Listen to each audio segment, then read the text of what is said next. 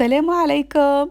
اليوم إن شاء الله باش نعملوا تشيز كيك بدون فرن، تشيز كيك اللوتس ولا اللوتوس بطريقة سهلة وبسيطة، وإن شاء الله تجربوها بطريقتي وبإذن الله تعجبكم. هي الحقيقة نجم نقولوا عليها الأصح، معناها بالنسبة لي أنا نقولوا تحلية باردة خير أصح معناها من كلمة تشيز كيك، على خاطر تشيز كيك اللي في الفرن بعيدة عليها في الطعم الحقيقة، في التكستير في كل شيء. المهم نبداو بسم الله. خذيت حضرت الطبق اللي مش نطيب فيه، طبق تشيز كيك اللي تحل من الجناب هذاك. خذيت البسكوي متاع اللوتوس هذاك اللي مش نستعملوه. ناخذوا 250 غرام بسكوي مش نرحيهم بالشكل هذايا اون بودر.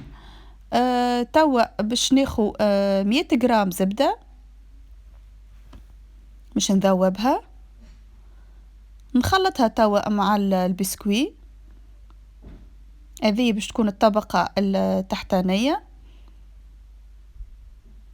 وتوا باش نحطها في الطبق ونحطها في الفريجيدير. معناها التشيز كيك هذه ما نستعملوش فيها الفرن، ما تدخلش الفرن بالكل.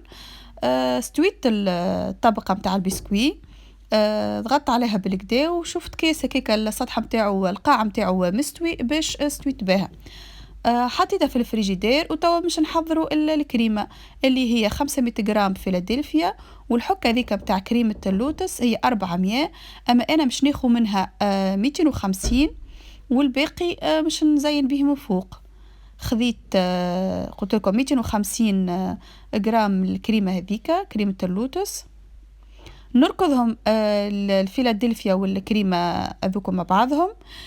اسمها الفيلادلفيا ماذا بينا نخرجوها من قبل بوقت معناها من الفريجيدير باش كي نخلطوها مع الكريمه تتجانس بسهوله. توا خذيت الكريم ليكيد هذيا لازم تكون 35% فيها الماتيغ غراس، 500 ملي. مش نحطها في الكيوف ونطلعها نركضها بالكدا لين تطلع اون شانتيي. باهي ما نخليهاش تطلع بالكدا مكبوسه معناها تبدا فاغم وكل. نخليها هكا سنه مازالت ناقصه، خاطر انا مش نكمل نزيد نركضها كي مش نزيد عليها الخليط نتاع الجبن والكريمه اللوتوس.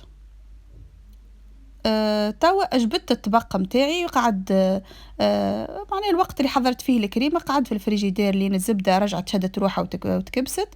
نوزع الخليط متاع الكريمه فوق طبقه البسكوي، نحاول نستوي بالكدا، ننظف الجناب. توا باش نغلفه بالبلاستيك الغذائي ومش نخليها تبات ليله كامله في الفريجيدير. توا هذه من غدوه جبت التشيز كيك متاعي.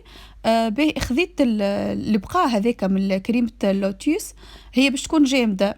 انا حطيتها الحكه هذيك كامله في وسط كسرونه فيها ماء سخون، خليتها هكاكا شويه معناها دقيقتين 3 لين ساحت ولات سايحه معناها ليكيد بالشكل هذاك باش انا نجم نزين بها من فوق.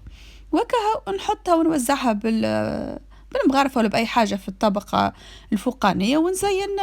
زدت رحيت شويه بسكوي حطيته على جناب. وكها هذاك هو الشكل اللي نعرفوه متاع تشيز كيك اللوتوس والا التحليه متاع اللوتوس. ان شاء الله تجربوها وان شاء الله باذن الله تعجبكم.